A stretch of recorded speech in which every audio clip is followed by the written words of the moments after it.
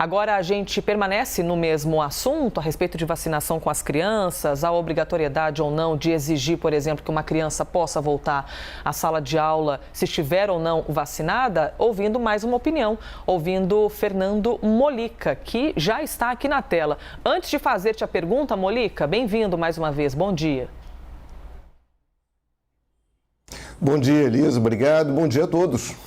Vamos lá, como você avalia então essa vacinação no Brasil? A gente até aqui no Abre da Conversa, Molica, compartilhou números bem altos, não é? No Rio de Janeiro, 18 mil crianças foram vacinadas no primeiro dia. Em São Paulo, somente em 24 horas, foram mais de 230 mil cadastros. Temos aí uma procura quente pela vacina. De maneira geral, como você analisa isso? Primeiro, sim, ressaltar esses dados e só não vacinamos mais porque não temos mais vacinas. A quantidade de vacinas disponíveis é limitada, senão já estaríamos avançando muito mais, o que enfim, é ótimo, né? A população gosta da vacina, o Boris citou essa pesquisa Datafolha, que demonstra aí uma adesão muito grande, uma adesão histórica às vacinas. Isso aí não é nenhuma novidade, é uma tradição da sociedade brasileira, né? Com todas as nossas deficiências, todos os problemas que temos no Brasil, na área de assistência à saúde, o programa de vacinação sempre foi um orgulho brasileiro, né, que começa, que é importante lá ainda na ditadura, né, no governo Ernesto Geisel, e que se os governos democráticos souberam manter, souberam ampliar, é uma pena que o governo atual conduza esse programa aí de uma maneira tão errática, de uma maneira tão cheia de idas e vindas.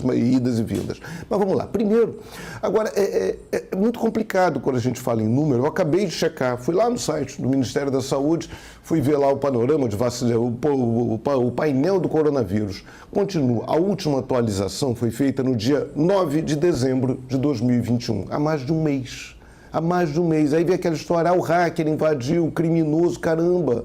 Na boa, com uma maquininha de calcular e alguns telefones, daria para atualizar esses dados. Não é possível que estejamos há mais de um mês sem números oficiais da pandemia no Brasil. Tem esses dados do Conselho de Secretários de Saúde, do CONAS, mas são dados incompletos, não são os dados que dão uma dimensão nacional. Tem prefeitura do interior que tem mais dificuldade de passar. Enfim, estamos há mais de um mês, supostamente, reféns de um criminoso perfeito. Como assim? Como que o governo do Brasil, não consegue ter um sistema paralelo, não consegue ter um backup, não consegue ter cópia, não consegue reestruturar um sistema que, no fundo, é uma máquina de calcular? É fazer continha, soma quantas pessoas doentes em tal cidade, quantas pessoas doentes em tais cidades, quantas morreram, quantas não morreram. A gente está trabalhando ainda, a gente está falando de vacinação infantil, com aquele número de 301 crianças mortas de Covid. Esse número aumentou, não aumentou? Como é que a gente está trabalhando isso? Esse apagão de dados é algo inacreditável. Imagina numa guerra. Se fosse uma guerra, o Brasil estivesse em guerra mesmo, lá, soldado, tiro e tal, aí pagou o Ministério da Defesa, um hacker entrou no Ministério da Defesa, apagou números relacionados à movimentação de tropas, abastecimento de tropas, intendência, aí a gente ia ficar um mês, 40 dias, sem dados sobre a guerra, os soldados iam ficar lá no campo de batalha perdidos. Como é que o governo brasileiro, né, não é a padaria da esquina, é o governo brasileiro, não consegue ter esses dados atualizados? Eu acabei de checar lá no Ministério da Saúde.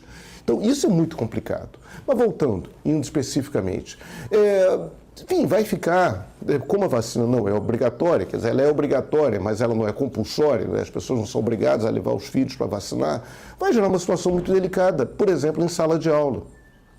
Crianças não vacinadas vão conviver com crianças vacinadas. Né? Isso é uma questão fundamental que tem que ser visto. E aí, para concluir, uma coisa que eu acho importantíssima, ontem a imagem, foi uma imagem tão bonitinha daquele menino, Davi, de 11 anos, que foi se vacinar em Brasília com a camiseta, com a foto dele com o pai, e na camiseta estava escrito: pai, estou tomando a vacina por nós dois, muita saudade, eu te amo. O pai do Davi, o Flávio Godoy, morreu por conta da Covid, ele não teve chance de se vacinar. Elisa.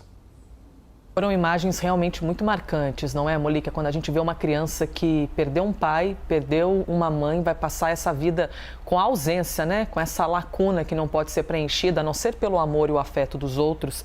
E pessoas que morreram por Covid-19 sem terem a oportunidade de tomar a vacina, inclusive antes mesmo da vacina em todo mundo ser, de fato, desenvolvida.